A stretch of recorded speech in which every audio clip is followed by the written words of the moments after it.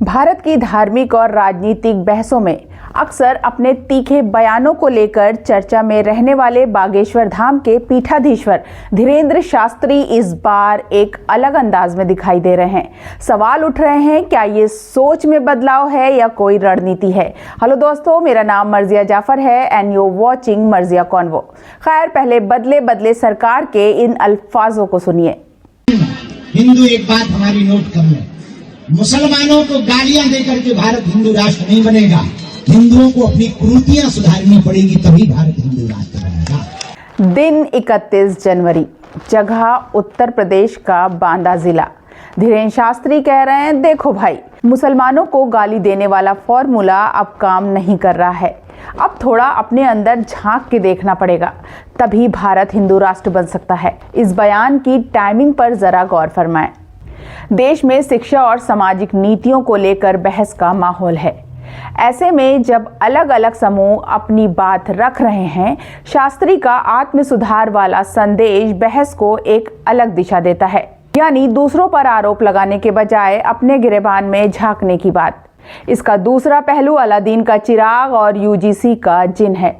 आखिर ये कहानी क्या कहती है? कहा जाता है कि जब सत्ता के चिराग को रगड़ा जाता है तो उससे नीतियों के जिन निकलते हैं। ऐसा ही एक जिन था यूजीसी से जुड़ा हुआ नया प्रस्ताव, जिसने आते ही शिक्षा जगत और समाज में तीखी बहस छेड़ दी। विरोध इतना बड़ा कि कोई खुद को अभागा महसूस करने लगा तो कोई इसे अपने भविष्य पर खतरा बताने लगा। हालात बिगड़ते देख आखिरकार इस जिन से कहा गया कि अभी ठहर जाओ, और फिर सुप्रीम कोर्ट ने यूजीसी पर स्टे लगाकर बहस को थोड़ी देर के लिए विराम दिया। लेकिन कहानी यहां खत्म नहीं होती। समाज का एक बड़ा वर्ग जो इस बिल के समर्थन में था, बिल पर रोक लगते ही बिलबिला उठा। सवाल उठने लगे, बयान आने लगे और माहौल फिर गर्म होने लगा।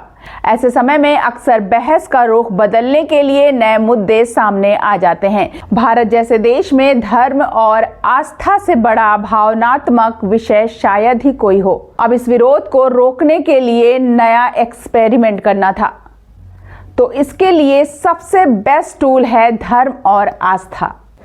वापस आते हैं बाबा बागेश्वर के उन बयानों पर, जिसमें पहले वो कहते सुने गए हैं कि बटोगे तो कटोगे। हम भारतीयों को बटना नहीं है, बटेंगे तो सच में। लेकिन ये एक ऐसा वाक्य था जिसने समर्थकों और आलोचकों दोनों के बीच तेज प्रतिक्रियाएं पैदा की। क्या ये महज इत्तेफाक है या फिर बदलते मुद्दे के बीच ध्यान खींचने की एक स्वाभाविक प्रक्रिया? जवाब अलग अलग हो सकते हैं, लेकिन इतना तय है कि नीतियां जब बहस पैदा करती हैं तो समाज सिर्फ सुनता नहीं, प्रतिक्रिया भी देता है। और लोकतंत्र में बहस का जारी रहना ही उसकी सबसे बड़ी पहचान है। अब धीरेंद्र शास्त्री एकदम परफेक्ट टूल की तरह इस्तेमाल किए जा रहे हैं और हिंदू राष्ट्र बनाने के मुद्दे को लेकर समाज के दोनों हिस्सों, यानी general category, OBC, SC, ST, सबको आईना दिखा रहे हैं कि अब तुम लोगों का तमाशा दुनिया देख रही है। क्या क्षत्रिय, क्या ब्राह्मण, क्या वैश्य, हम इस भारत में एक प्रार्थना करना चाह रहे। वर्तमान में एक विषय बहुत चल रहा है, यूजीसी। असमानता भारत में नहीं होनी चाहिए, भारत में समानता ही होनी चाहिए। भारत सरकार से भी प्रार्थना है कि भैया, हम लोगों को प्रार्थना है, भारतीयों को बांटा ना जाए, जोड़ा जाए। इसलिए मुस्लिम टूल का इस्तेमाल करते हुए शास्त्री ने कहा कि पहले हिंदुओं को अपनी कुरीतियों और आंतरिक खामियों को सुधारने की जरूरत है। और उनका ये बयान इसलिए भी अहम माना जा रहा है क्योंकि ये पहले हिंदू राष्ट्र और धार्मिक मुद्दों पर कड़े रुख के लिए जाने जाते हैं। अब सवाल और शक दोनों है कि बाबा बागेश्वर मुस्लिम प्रेम क्यों दिखा रहे हैं। इस बदलाव के पीछे कुछ संभावित कारणों पर चर्चा भी हो रही है। इमेज बैलेंसिंग करने की कोशिश, सोशल यूनिटी को मैनेज या किसी बड़े मंच की तैयारी। विश्लेषकों का मानना है कि making the language more inclusive could also be a strategy to increase national influence, यानी भाषा को समावेशी बनाना भी एक रणनीति हो सकती है। अब ये जानते हैं कि ये बयान क्यों अहम है। ये सीधे तौर पर नफरती बोली के खिलाफ संदेश देता है। बहस को दूसरों को इल्जाम देने से हटकर खुद को सुधारने पर लाता है। सपोर्टर्स इसे मैच्योर स्टेटमेंट बता सकते हैं, जबकि क्रिटिक्स इसे इमेज सुधारने की कोशिश कह रहे हैं। बहरहाल धीरेन्द्र शास्त्री का ये बयान एक बड़ा सवाल छोड़ जाता है। क्या ये रियल थिंकिंग का बदलाव है या बदलते माहौल के हिसाब से बदली हुई भाषा शैली? समाज तय करेगा कि इसे सद्भाव का संदेश माना जाए या रणनीति बयान। अब जरा धीरेन्द्र शास्त्री के पुराने बयानों के सफर पर चलते हैं, जिसने देश भर में बहस छेड़ दी थी। साल था 2024। राज्य मध्य प्रदेश, मंच सजा था, भीड़ मौजूद थी और माइक पर धीरेन्द्र शास्त्री ने कहा कि जिस दिन मुस्लिम 50% हो जाएंगे, हर मंदिर मस्जिद बन जाएगी। बयान सामने आया और देखते ही देखते चर्चा शुरू हो गई। कुछ ने इसे चेतावनी कहा तो कुछ ने इसे विभाजनकारी बयान बताया।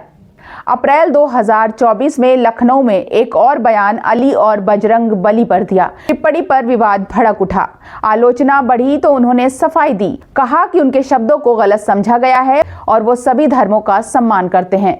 मार्च 2025 गोपालगंज, बिहार। हनुमंत कथा चल रही थी, विरोधियों की आवाजें भी थीं, तभी मंच से शब्द गूंजे, क्योंकि हाथी चले बाजार, कुत्ता भौंके हजार। 30 अप्रैल 2025 रतलाम, मध्य प्रदेश।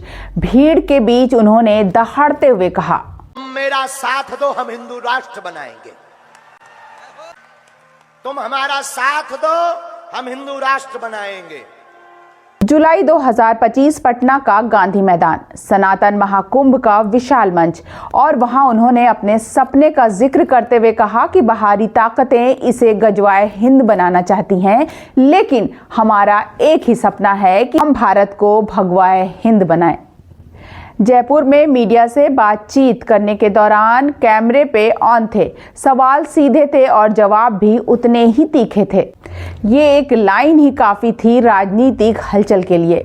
परिवार और जनसंख्या पर भी उन्होंने निशाना साधा। उन्होंने हिंदुओं को ज्यादा बच्चे पैदा करने की सलाह भी दी।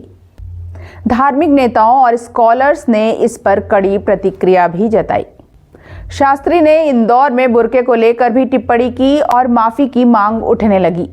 राजनीति भी कूद पड़ी। फिर वही सवाल, सीमा कहाँ है आस्था और बयान के बीच में? और अब उत्तर प्रदेश के बांदा से आया ये नया बयान, जिसका स्वर थोड़ा बदला हुआ था। मुसलमानों को गाली देने के स्थान पर हिंदुओं को खुद में सुधार करना चाहिए, समाज में शांति बनाए रखें। धीरेन्द्र शास्त्री के शब्द कभी धार्मिक जागरण बन जाते हैं, कभी राजनीतिक बहस, कभी सामाजिक विवाद। लेकिन सवाल अब भी हवाई है। क्या ऐसे बयान समाज को जोड़ते हैं या दूरियां बढ़ाते हैं? कहानी जारी है, क्योंकि मंच भी सजा है, माइक भी है और श्रोता भी हैं। तो अगर वीडियो पसंद आया हो तो लाइक करें, सब्सक्राइब करें। Stay tuned with us.